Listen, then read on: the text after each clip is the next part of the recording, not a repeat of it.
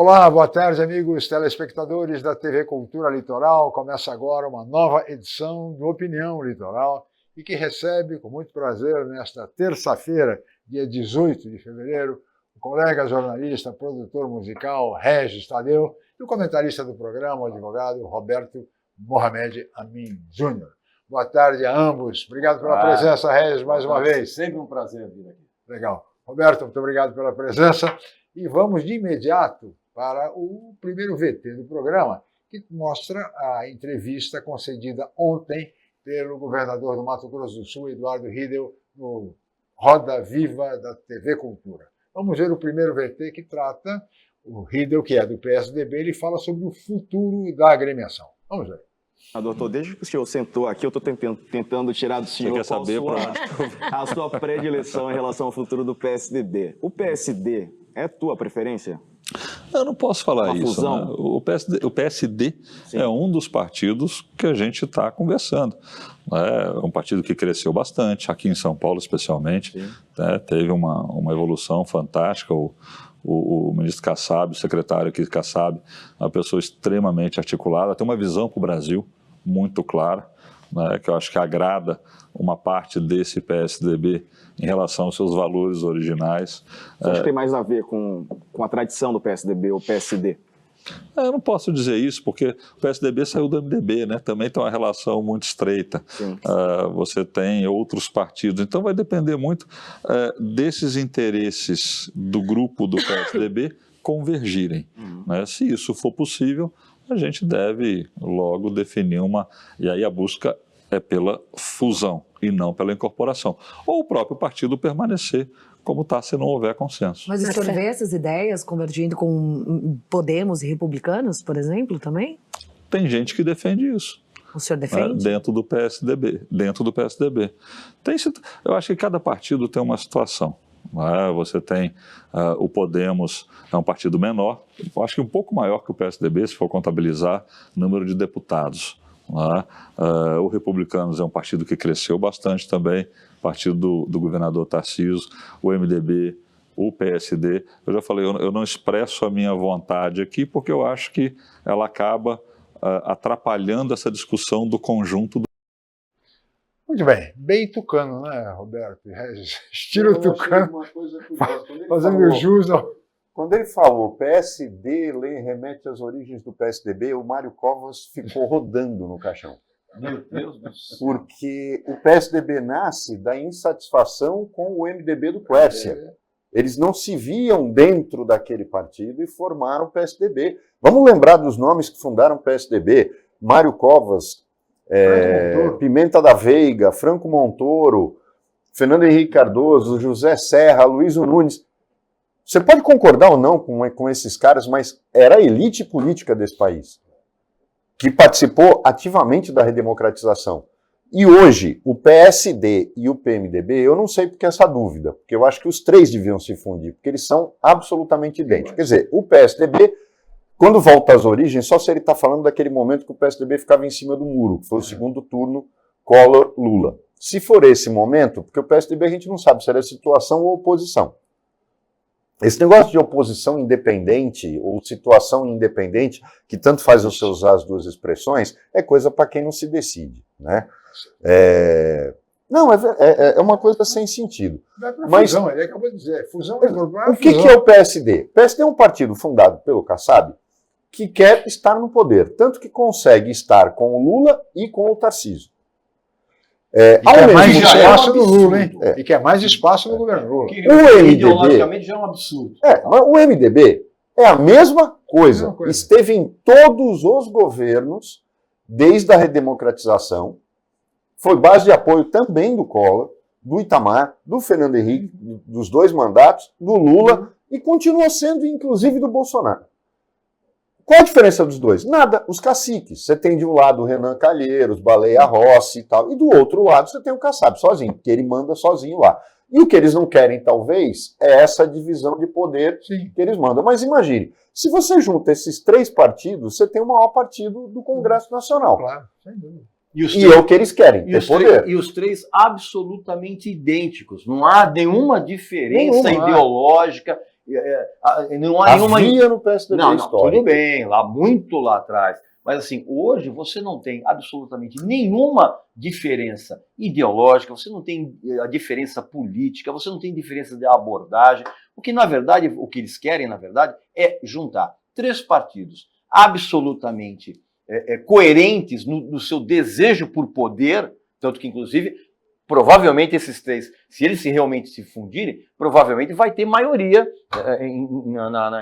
na Câmara, e no Senado também. Então é exatamente isso. A entrevista desse senhor, cara, aí é de um cinismo que é típico do político brasileiro. Falar, não, eu não vou externar minha opinião, porque isso pode atrapalhar os interesses. É só o que existe, interesse. É um exemplo bem acabado do tucanato.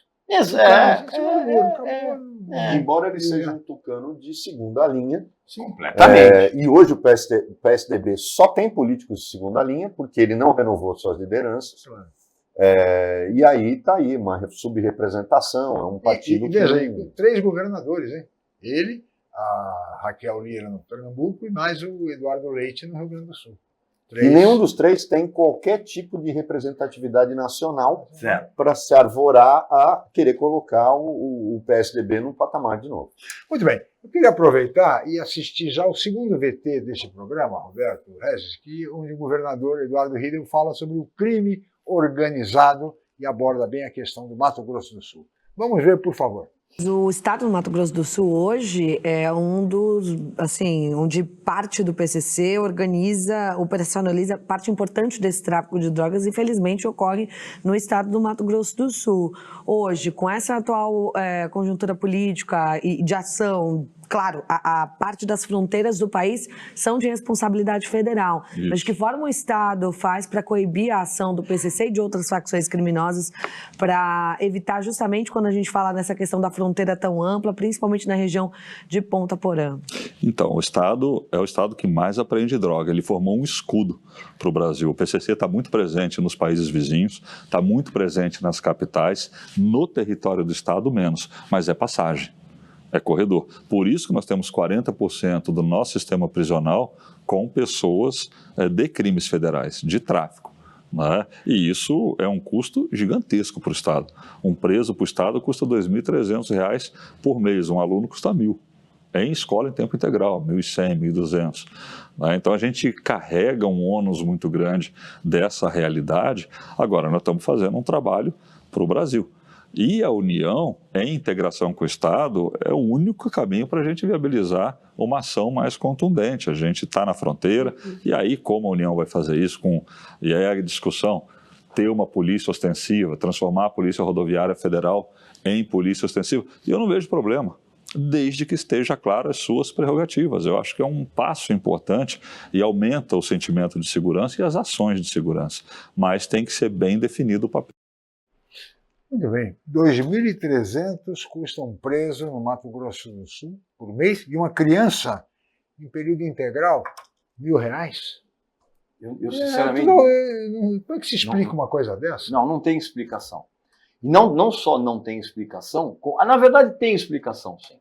Tem exatamente, esse é um dos motivos pelos quais hoje a educação no Brasil ela é tratada como subproduto. Porque não é inadmissível o custo para o Estado de um aluno ser a metade do custo de um presidiário. Então, assim, está muito errado tudo. Está errado o sistema presidiário, está errado a política de educação e, mais do que tudo, essa história de que o Estado do Mato Grosso do Sul é um escudo. Não, cara, não é escudo. Porque é um escudo, talvez seja o escudo mais vazado do mundo e não é por culpa da Polícia Federal. Porque a Polícia Federal trabalha, a Polícia Federal na fronteira, trabalha com um orçamento extremamente reduzido, seja de efetivo de equipes, como de investimentos. Certo. O que você acha? Tem Esse um culpado nisso. Tem um culpado nisso. Primeiro porque tem uma estrutura, eu já cansei de falar, a gente tinha que ter uma polícia de fronteira. Sim. Eu não sei porque você vai falar com política e fala, não inventa criar polícia nova. Tem que aprovar o projeto da Polícia Portuária, transformar a Guarda Portuária em Polícia Portuária, tem que criar uma polícia efetiva de fronteira, porque Exército não é para guardar a fronteira, porque Exército não faz papel de polícia. Esse equívoco tem que sair da cabeça das pessoas, de acharem que um posto do Exército de fronteira, isso é para fronteira conflagrada. Quando você tem uma fronteira com contrabando, com tráfico, você tem que ter polícia lá. Polícia é treinada para isso. Força Armada não é. Toda vez que usa Força Armada como polícia, dá aquelas bobagens que fizeram no Rio de Janeiro. Porque não é treinamento para isso. Agora, o governador fala de uma coisa que é fácil de entender. A culpa é do Ministério Público e eu vou explicar por quê. Em Santos, escola em tempo integral. As crianças ficam numa quadra brincando e chamam isso de escola integral. Isso não é escola integral. Agora, se o preso não tiver direito a tomar sol na cadeia, no dia seguinte o Ministério Público está abrindo um inquérito civil contra o diretor da cadeia, contra o secretário de política penitenciária e fazendo o diabo. E o maior escarcéu, por causa dos direitos humanos. Se a quentinha estiver vindo fria, é incrível. Agora, não tem um promotor que vá numa escola pública de qualquer cidade brasileira, eu não estou falando do MP de São Paulo, eu estou falando do MP do Brasil inteiro. Vá lá e diga, escuta, por que as crianças... Isso aqui não é escola em tempo integral, colocar a criança sentada na quadra ou ficar brincando aqui na escola a tarde toda.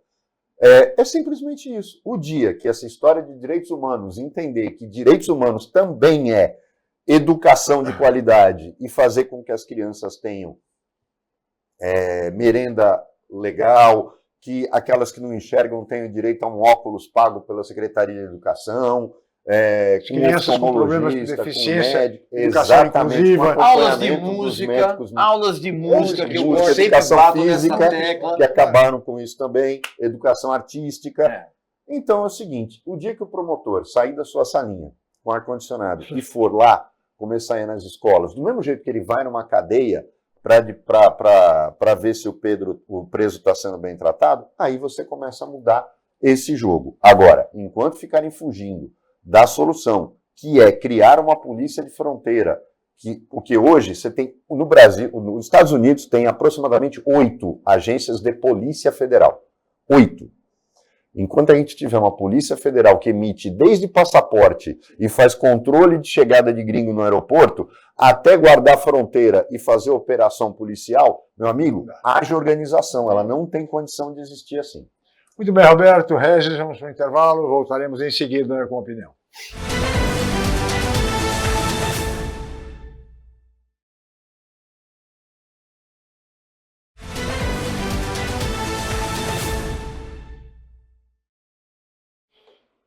Muito bem, estamos de volta com a opinião desta terça-feira, dia 18 de fevereiro, e hoje recebendo com muito prazer o colega jornalista, produtor musical, Regis Tadeu, e o nosso comentarista, Roberto Mohamed. Eu agora queria passar, senhores, um VT, um vídeo, a respeito de uma declaração do advogado Antônio Carlos Cacai, conhecido como Cacai Almeida Castro. Ele é simpatizante, aliado do PT, e fez críticas ao presidente Lula, dizendo que o presidente está isolado e, mais do que isso, capturado. Ele explica por quê. Vamos ver o VT, por favor. Então você diz que o Lula está isolado, ponto, e destaca. Capturado. O que significa essa expressão? Capturado por quem? É uma crítica à Janja? Não, absolutamente. Não tenho nenhuma relação com a Janja, não tenho que criticar, não frequento o dia a dia deles, não faço isso. Eu concordo com você, as palavras têm força, né? Por isso que o poeta diz, aperfeiçoa-te na arte de escutar. Só quem ouviu o rio pode ouvir o mar. Eu fiz uma observação, no primeiro momento, para um grupo de amigos, que muito frequentemente, quando nós encontramos, são ministros, são senadores, são pessoas que eu convivo muito no meio político, embora nunca vá ser político e jamais tenha qualquer tipo de participação política. Agora, as pessoas reclamam de uma falta de interação maior no governo, ministros, inclusive, da ativa. Quer dizer, veja bem, se nesse momento, uma carta de uma pessoa que é um democrata, que é uma pessoa que tem preocupação com o país, que quer alertar por risco enorme de nós perdermos a eleição em 2026, que nós tivéssemos perdido a última eleição, Otávio, eu não tenho dúvida, o Brasil tinha acabado. O fascismo conseguiu destruir as bases democráticas, não é do governo Lula, não, o governo Fernando Henrique, até antes. Esse é o fato. Então, todos nós temos que estar atentos e temos a obrigação de fazer esse tipo de discussão. Muito bem, aí está o VT, a explicação do Dr. Cacai, que falou e não disse absolutamente nada, porque essa história de capturado, ele não explicou o capturado, ele usou esse termo e não explicou. Tá certo? Quer dizer, viu que quando a coisa vazou, se tornou difícil de qualquer tipo de explicação. E ele, se valendo dos seus recursos, um bom advogado que é, pelo menos respeitado advogado, tenta justificar alguma coisa que não ele não vamos conseguiu esquecer, explicar. Cacai foi o advogado do Zé Dirceu. Sim. Né? Só que é um cara extremamente competente, culto e um grande orador. E ele tem toda a razão. E é óbvio que ele estava falando da Janja e do Rui Costa, que é realmente o time que capturou o Lula e não permite que ninguém mais chegue perto dele. Tanto que o Otávio Guedes perguntou, a Janja? É lógico, mas direto. ele fez o óbvio. O Cacai não quis se comprometer, mas é lógico. E nesse grupo, inclusive o grupo Prerrogativa do PT, de advogados, que é um grupo de advogados petistas, que vive silencioso, eu não entendo porquê, ele faz críticas absurdas, às vezes, tá indo para o centrão, mas o que tem que questionar, não questiona. Sim. Este governo é um desastre. Durante os 2 primeiros mandatos do Lula, ele já falava bobagem, mas ele era mais contido e ele tinha, no início do governo, o Zé Dirceu, depois o Palocci, mas tinha gente que tomava o cuidado de falar por ele. Não vamos esquecer quem era o ministro da Justiça, Márcio Tomás Bastos. Claro. Então, ele deixava que esse time tomasse conta e não se expunha tanto. O problema é que, neste governo, ele está multiplicando por 10, porque as bobagens que a Dilma falava eram folclóricas. Já no caso do Lula, são desastrosas, como foi o caso de tacar os alimentos, não compre. Tá, então vamos morrer de fome, porque não dá para substituir carne pelo frango, porque os dois estão com preços absurdos. Falar agora que vai vender gasolina sem distribuidora diretamente, não existe isso, isso é logística. Você sabe o que é atravessador? Porque nos anos 70 e 80 tudo era culpa do atravessador. O atravessador é o varejista, é o cara que distribui, é o cara que faz a logística. Sem ele, o produto não sai da fazenda e não chega no supermercado para você comprar. Então não adianta culpar o cara, terceirizar a culpa da incompetência do governo de ter deixado o dólar ir para onde foi, de ter deixado os custos da Petrobras manterem-se dolarizados. É isso que aconteceu, porque a cadeia do combustível é influente em relação ao preço de tudo. Então, se você não tiver, ou você cria um subsídio, e aí você esquece qualquer outra coisa e subsidia o combustível, ou você isenta de imposto, faz qualquer coisa que faça com que o preço do combustível desvinculado do dólar, talvez aí você consiga controlar, mas não falar bobagem como ele está falando. Agora, você tem uma primeira-dama que fala bobagem, controla as estatais, controla a agenda do presidente e só permite que ele ouça quem ela autoriza, a coisa chegou num ponto, nós não votamos na Janja. Nós não votamos numa mulher que ninguém consegue saber o que ela realmente pensa. Que ela não tem limites. Que ela tem uma gabinete, agenda própria. Tem um gabinete sem ter cargo, porque primeira-dama não é cargo. Ela não permite que o Lula ouça quem ela não quer. Ela controla a agenda do presidente. Então, a gente chegou num ponto, e isso é um ponto perigoso. Isso faz com que uma pessoa que não pode ser responsabilizada tome decisões de Estado. Onde já se viu isso? Isolado, capturado. E outra coisa, hein, Regis, veja, ele disse outro dia que uma dessas andanças que o Sidônio, seu amigo Sidônio Palmeira, o arqueteiro do presidente Lula, Sidônio.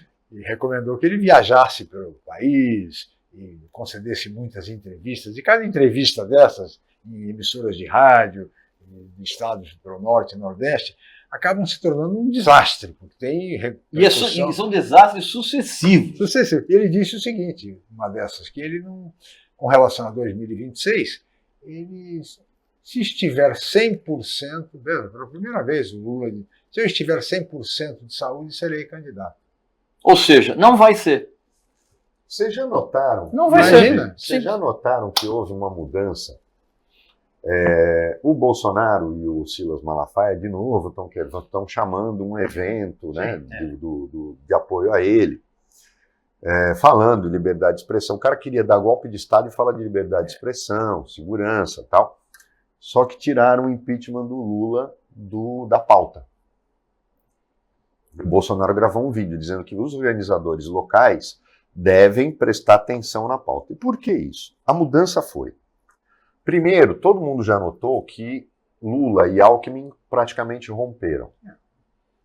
O Alckmin se sentiu humilhado durante a cirurgia do Lula, exatamente, por conta do Rui Costa. Porque o capturado, que o Cacá ia dizer, são os dois elementos, né? Um cara que até no PT é odiado, que é o Rui Costa, e a Janja cercaram o Lula de tal maneira eles não permitem que nenhum outro ministro tenha acesso a ele. Quase uma blindagem. Total, né? total. Mas eu acho que aí é uma prisão mesmo, porque a blindagem é para te proteger. Nesse caso não, é para que ele não seja um Lula.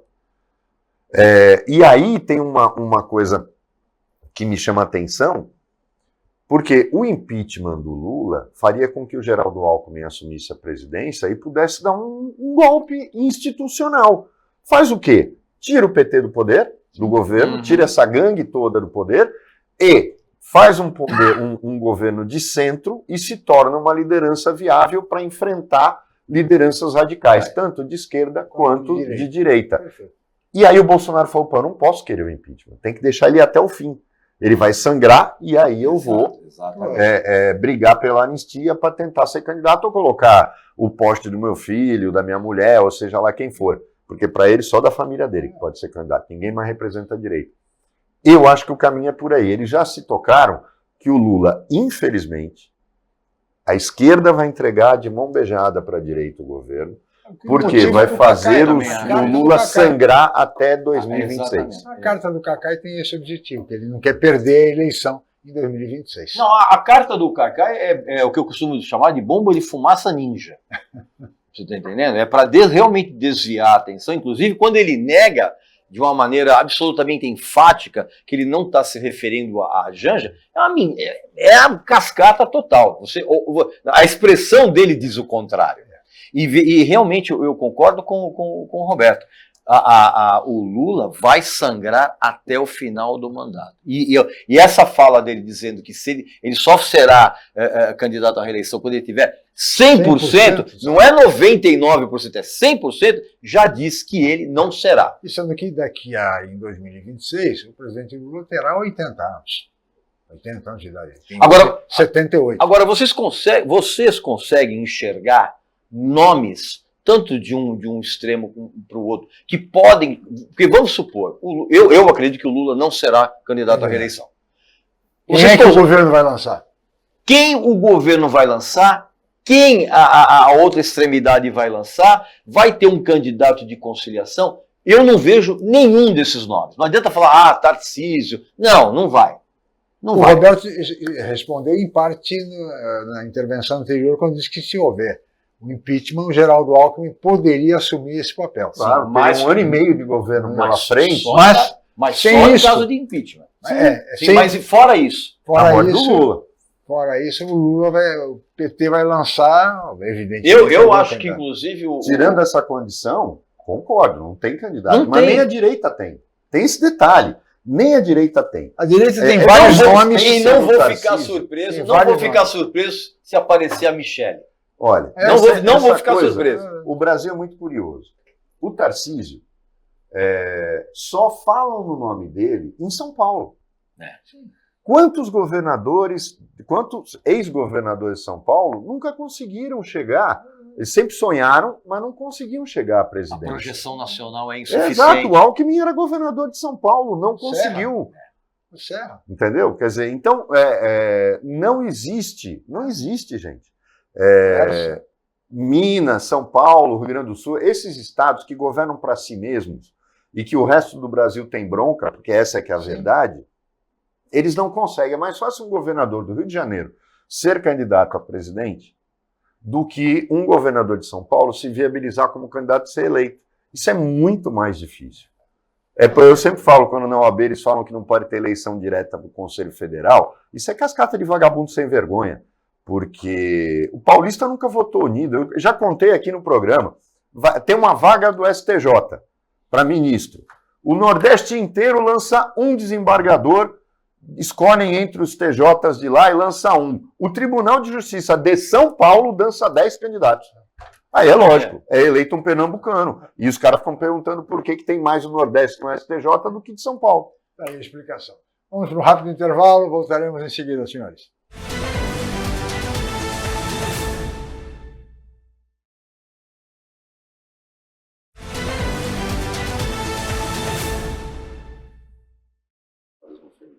Muito bem, estamos de volta com a opinião desta terça-feira, 18 de fevereiro, e recebendo hoje o colega jornalista Regis Tadeu, que é produtor musical, e o nosso comentarista Roberto Mohamed. E agora, senhores, vamos mostrar um VT da cantora Cláudia Leite. Uma situação bastante, está gerando muita polêmica no Ministério Público da Bahia, porque ela alterou a letra de uma canção chamada Caranguejo, substituindo Iemanjá por uma outra expressão, Yeshua. E isso tem gerado muita polêmica, inclusive acusações de racismo religioso, enfim, e vai por aí. Vamos ver o VT, por favor. Coisa linda! Essa corda ria, o caranguejo é fujão, ele vai escapar, o seu poder não deixa. Se ele vai entrar, o final tá no ponto, joga pra direita, vai! Segura na corda, gol, gol, gol! Perna, buco na corda do caranguejo. Segura a corda do caranguejo. Segura a corda do caranguejo. Uma arena cheia, joga flores, eu amo meu rei, Yeshua HaMashiach. Joga flores, pra direita, vai! Segura na corda do caranguejo. Possíveis ofensas às religiões de matrizes africanas. Roberto, Regis. Olha, eu quero primeiramente pedir desculpas ao nosso amigo telespectador que foi obrigado a ouvir essa música horrenda. Mesmo que foram alguns segundos, isso são segundos que você não pode recuperar na sua vida. Agora, a Cláudia Leite, ela pode cantar o que ela quiser, ela pode mudar o que ela quiser, porque quem tinha que ter a bronca com essa mudança do termo Iemanjá para o termo que significa Jesus, acho que em hebreu ou aramaico, sei lá, quem tinha que ter a ficar bronqueado com isso são os autores da letra, ninguém falou nada. E outra coisa, Ministério Público da Bahia, vocês estão sem trabalho, né? Né? Estão sem trabalho, né? Fica aquele tempo ocioso. Resolveram pegar um negócio absolutamente insignificante que tem, inclusive, a ver com o fato de que a Cláudia Leite tem hoje uma fé diferente que ela tinha. E ela pode mudar a letra do jeito que ela quiser. Agora, uma das maiores estupidez que eu vi na minha vida é o termo racismo religioso, que é um absurdo total. É porque parte do princípio de que os cultos de religiões de matriz africana são de negros, e está errado. No Brasil, a Umbanda tem metade branca, metade negros. Isso não existe.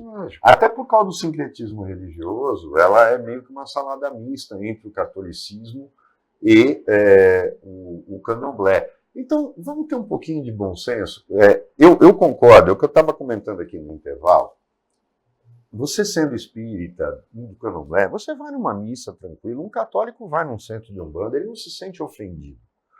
A intolerância é sempre... Na Bahia, inclusive... A intolerância... Vamos falar a verdade? Na Bahia, os padres, exatamente, eles vão em terreiro. Sim. Eles recebem, permitem que o pessoal da Umbanda no Salvador faça a lavagem da igreja do Bonfim. Exato. Isso não a Bahia sempre teve isso. Beleza, mas vamos deixar de hipocrisia? O intolerante é o evangélico. Sim, e quando o Brasil começa a se tornar um país de maioria evangélica, isso é um risco. A gente está vendo o que eles estão dominando a política.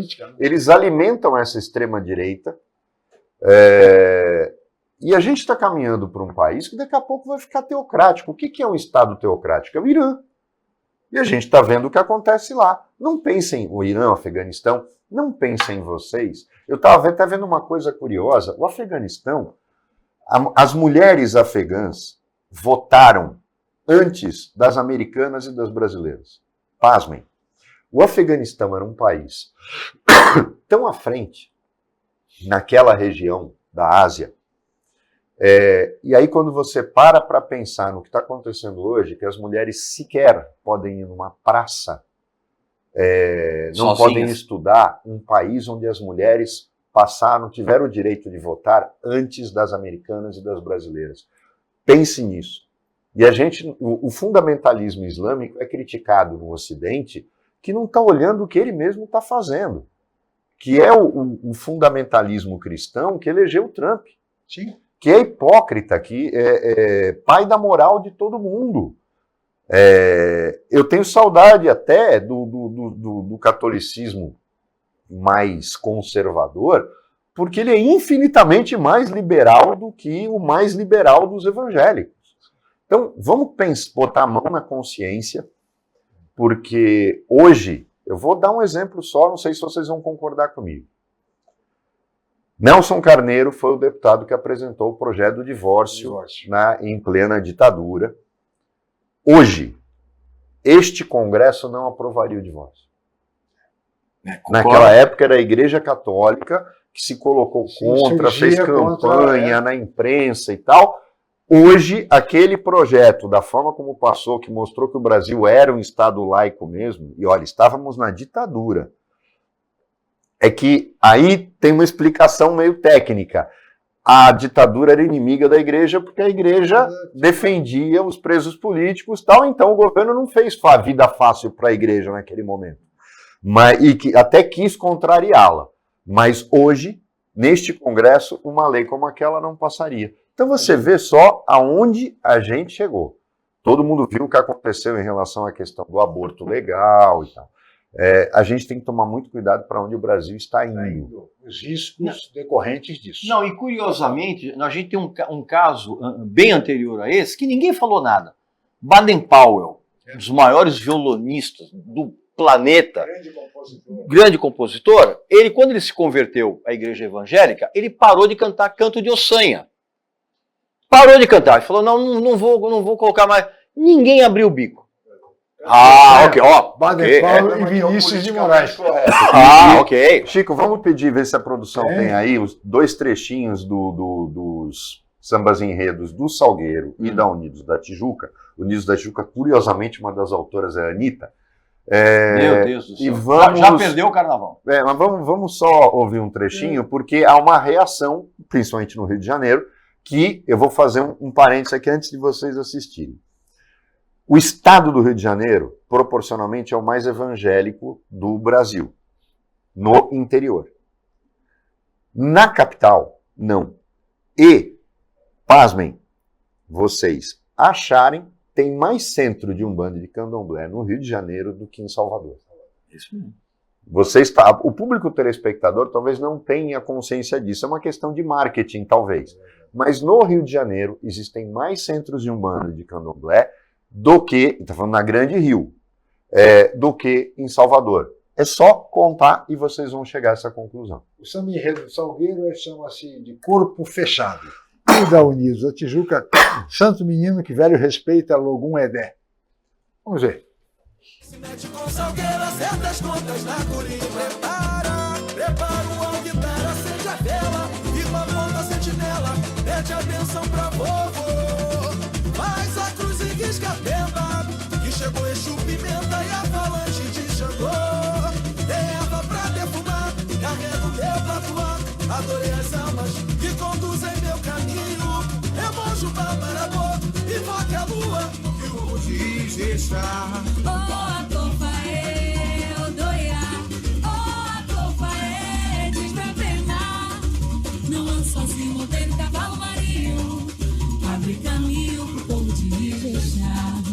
E no rufar dos sinos, meu tambor, a fé no Calebocum assentou, a proteção de meus pais, ou faz a bebê. Muito bem, está um trechinho do samba enredo, bonito o samba enredo do Salgueiro, hein? Interessante. Não, o do Salgueiro é lindo. Não, vocês estão malucos, pelo amor de Deus, vocês dois estão doidos, que isso? Eu não gosto de fazer comparação. Você pegar, por exemplo, os sambas enredos do passado, imagina. E outra, hein? Samba enredo que tem a Anitta como co-compositora, cuidado escola, hein? Vocês podem cair, hein? Cuidado. Você sabe que isso eu me lembro de um samba eu acho que era da Viradouro, ou da... Eu não lembro que escola que era sensacional, que fala quando a pessoa... falando na época da inflação, tá mais ou menos, podia ser cantado hoje, é que eu não lembro o nome da escola. Agora, tem uma coisa aí e é isso que eu ia falar. O Carnaval do Rio, às vezes, se coloca como uma ponta de lança de determinados temas. Sim. E isso a Beija-Flor sempre foi e nunca vai conseguir repor um cara como o Joãozinho 30 na sua história e na sua vocação. Já foi o tempo que as escolas faziam isso, como essa, que naquela época falava da inflação, falava de coisas, sambas que acabavam grudando na cabeça das pessoas. Você vê, ninguém lembra de nenhum samba de 2023, de 2024. Isso acontece com a música também. Mas hoje, o artista é obrigado a ficar lançando o tempo todo para poder ficar lá em cima no Spotify. Fabriquinha de salsicha, como eu falo. Em vez de fazer aquelas músicas que até hoje as pessoas vão lá no Spotify, no iTunes e procuram, que são antigas porque elas tinham conteúdo, tinham tudo isso. Então, a gente imaginar que o país empobreceu tanto até nisso, até na cultura popular. Mas uma coisa a gente tem que dar os parabéns aqui. O prefeito do Rio de Janeiro descobriu a fórmula mágica para ganhar muito mais dinheiro com o carnaval e dividiu em 3 dias o desfile, criando mais um dia para se alugar camarote, para vender ingresso, para ganhar da televisão no Carnaval do Rio de Janeiro. Uma coisa, podem falar do Eduardo Paes o que quiserem, mas o cara é bom de negócio. Que é o que virou o Carnaval. O Carnaval virou um grande negócio, não tem mais aquela coisa ali, todo aquele conceito social, o próprio conceito musical. Se você, meu amigo, minha amiga, você fizer uma pequena comparação entre os sambas enredos dos últimos 3 anos com os sambas enredos de qualquer ano dos anos 70, dos anos 80, a diferença poética é gritante. Sim. É gritante. Agora, o fato de nós termos esses 2 sambas especificamente, explicitamente, com letras relacionadas às matizes, também não é uma novidade, porque isso é uma coisa que já acontece o tempo inteiro. Agora, eu quero ver comunidade evangélica maldizendo esses sambas, dizendo, não, isso é música do demônio, aquela coisa... Eu quero ver... Você não lembra do Crivella? Ele não foi no carnaval. Ele não ia no carnaval. Mas o Crivella, bicho, o Crivella, a religiosidade do Crivella, ela é tão genuína quanto você vê um urubu pintado de verde sendo vendido como papagaio. Completamente falso. Remédio, vamos para mais um intervalo e voltaremos em seguida para o último bloco da opinião.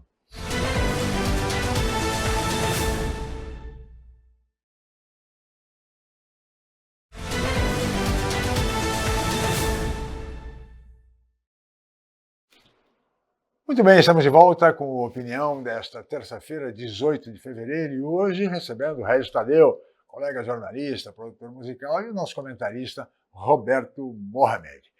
Senhores, temos aí a novidade na Rede Bandeirantes de televisão, no mundo televisivo, que é o retorno, depois de 44 anos, de Galvão Bueno a Bandeirantes, Regis. Não, parece que não vai narrar futebol, vai cuidar mais de Fórmula 1, que a Band está transmitindo. Né? Ainda, né? E também a questão de vai ter um programa semanal, como teve no Sport TV, só que agora chama-se Galvão e Amigos. Uma referência ao Bem Amigos. A regurgitação do Bem Amigos que tinha lá. É a mesma coisa, né? O que representa isso na sua visão? Não representa absolutamente nada. Nada. Porque se o Galvão Bueno, em termos de força como figura emblemática do mundo dos esportes, ele acabou ficando para trás. Até porque a própria maneira de se transmitir hoje o esporte, e olha que a Band sempre foi o canal do esporte. E a Band jogou no lixo essa característica dela, e ela está tentando retomar de alguma forma. Não se sabe até quando ela vai continuar com a Fórmula 1. Eu acredito que deva ter mais um ano só e não vai se renovar. Agora, o Galvão, ele vai vai para a Band para regurgitar uma ideia, o programa que ele tinha ali na coisa, que é o Bem Amigos, que ele recebe todo mundo, programa que não tem conflitos, que não vai ter nenhuma discussão profunda. O programa é exatamente isso, programa entre amigos. Nada além disso. Então, em termos de representatividade... E levaram os amigos, inclusive, todos, né? Porque levaram o Casagrande, o próprio Arnaldo César Coelho falou que vai participar de vez em quando. Então, Mauro Naves. Que é os chapas. É os parças. Os parças. O Galvão tem os parças dele. E não vai haver conflito nenhum, vai ser um programa absolutamente chapa branca, aquela coisa de sempre. Então, em termos de representatividade dentro da grade de uma emissora, zero. É que, na verdade, tudo isso faz parte de uma... A Fórmula 1 é o centro da questão aí. Desde que é a Liberty, né? É a Liberty, que é a dona da Fórmula 1 agora. A Liberty fez, são 20 e poucas corridas, são 21 ou 22. Também a gente lembra que o Piquet e o Senna, o Emerson eram menos, eram 12. Competiam numa época em que eram 15 corridas e diziam que era uma temporada que cansava, imagina hoje, né? E não tem graça. Mas é o seguinte, essa temporada tem uma novidade. Primeiro, os carros vão todos mudar.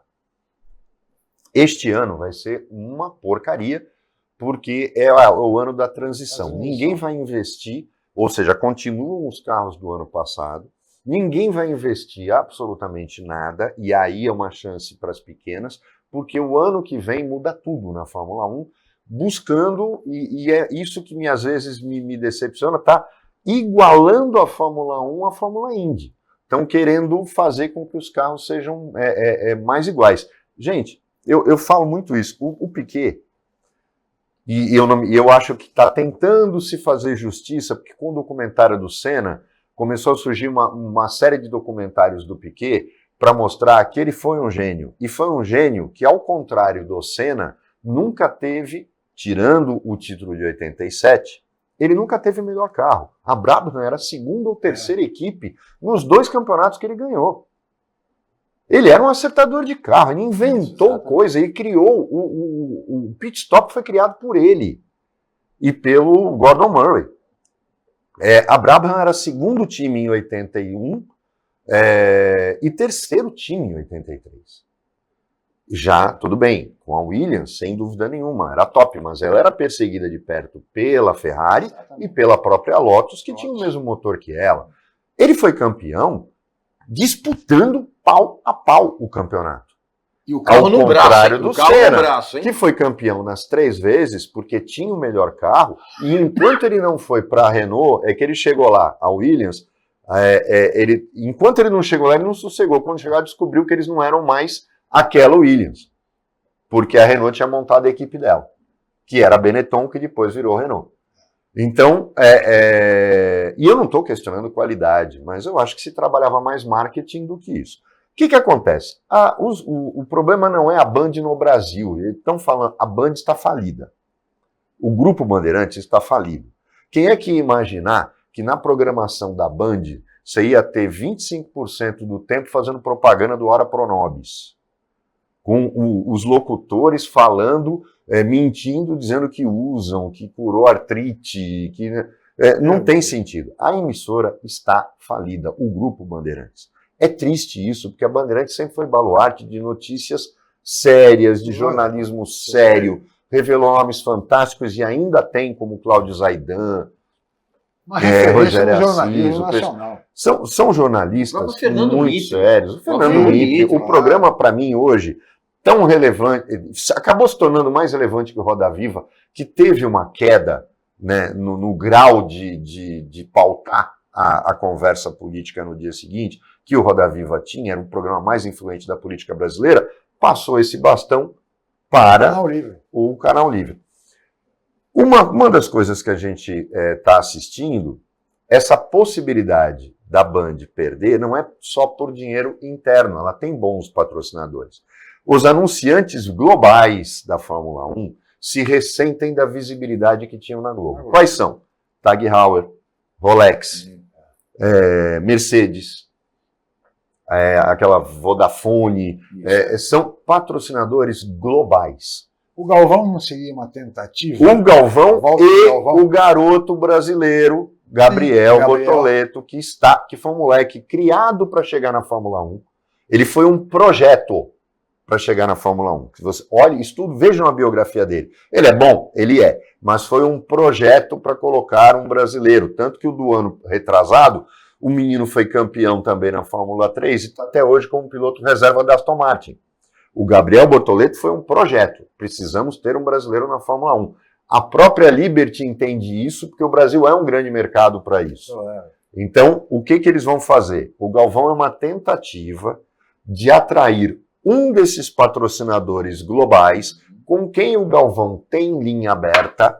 Não esqueçam Pelos disso. tempos da Globo. Exato, ele é negociante, o Galvão sempre teve empresa de marketing. É uma tentativa de ou a Tag Heuer, ou Heuer, como a gente fala, eu não falo alemão, ou a Rolex, e trazer, ou a própria Mercedes, e trazer este patrocinador, porque aí cessa a possibilidade de voltar para a Globo, porque para eles também não é interessante o modelo que a Globo quer adotar, que é o de fazer, já era ruim, para quem não lembra, você viu algum pódio nos últimos 10 anos de transmissão da Globo, acabava a corrida, já pumba, entrava a programação do dia. A Bandeirantes transforma um show. Ela começa 1 hora antes e termina meia hora depois. E fez... o público de Interlagos todo ano tenta comprar ingresso agora. Nós estamos em fevereiro. Ele aumenta cada vez, Não cada tem. vez mais. Aumenta cada vez mais, lotação máxima, não perde para ninguém. E a audiência da Bandeirantes nos dias de corrida é impressionante. Claro. Então, é uma parte de um jogo para não requentar o Bem Amigos, mas para tentar trazer um dos anunciantes globais. Mais um parça. Mais um parça, para tentar manter na Bandeirantes a Fórmula 1, que é um negócio bilionário, não é milionário. Muito bem, senhores, nós estamos no limite do programa, meu caro Regis Mohamed, mas eu queria um breve comentário seu, Regis, sobre a morte de Mauro Santa Cecília, letrista, parceiro de Frejá, autor de canções aí importantes.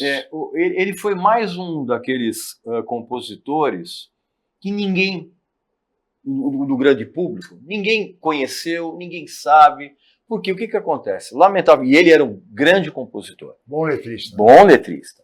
Só que o que acontece? Hoje, as pessoas prestam tão pouca atenção no que elas ouvem, tão pouca atenção, que, na verdade, elas sequer, muitas vezes, o público, ele se lembra da música, mas ele não sabe nem quem está cantando.